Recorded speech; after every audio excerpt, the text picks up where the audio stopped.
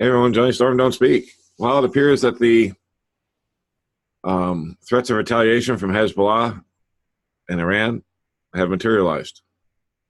Our embassy in Iraq is now under siege.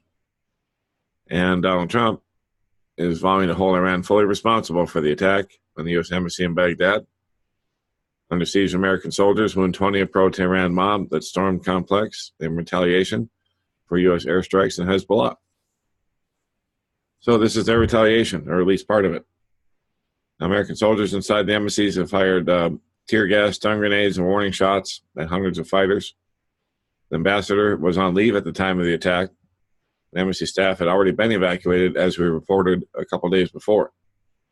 And the U.S. Marine Guard has become besieged. Now, Trump has vowed to hold Tehran accountable for the embassy attack, which is in retaliation for U.S. airstrikes on the Iran-backed Hezbollah on Sunday night. Those USAF strikes for themselves in retaliation for last week's killing of an American contractor in Kirkuk.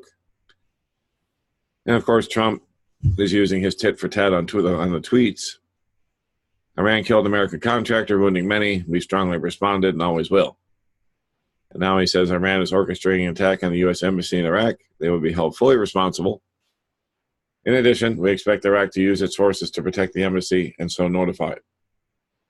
Now, the embassy's security team evacuated some local staff through a rear gate, while others left by helicopter as the rest remain inside safe areas within the embassy, an employee said. 20 people have been reported injured in the carnage by the pro-Iran Popular Mobilization Forces. So there you have it. Marines are on the roof. Some of the staff that's left are in safe rooms. And that's where we're at right now. Now, keep in mind,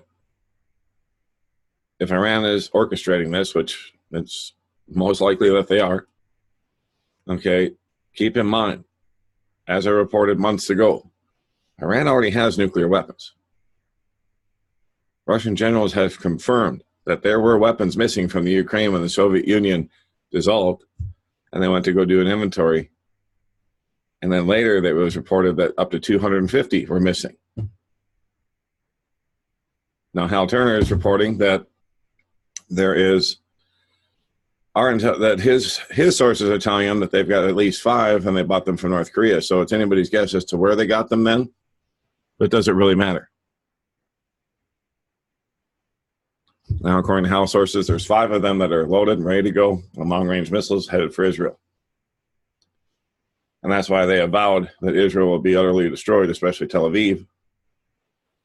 And the Mona, their nuclear plant, that area will be obliterated. And supposedly these things are set to go off. They're fully armed as soon as they leave the launch pad. That way, if they're shot down, they're going to go off anyway, if they're intercepted. So either way, they're going to go off in the atmosphere. And let's face it, it ain't that far of a shot from Iran to Israel. Now this. And so if they do have those nukes, this would explain why they'd be so bold as to attack our embassy directly or orchestrate such an attack. But, oh yeah, there's something coming back. That's for sure. The question is how will Donald Trump respond? How intense will it be? I think the gloves will be off this time, especially if any Americans die or are taken hostage. The gloves will be off. So, prayed up and prepped up. This is why I keep telling you that. Prayed up first, prepped up second, at all times, because you never know when something like this is going to happen. Everything's been on knife's edge.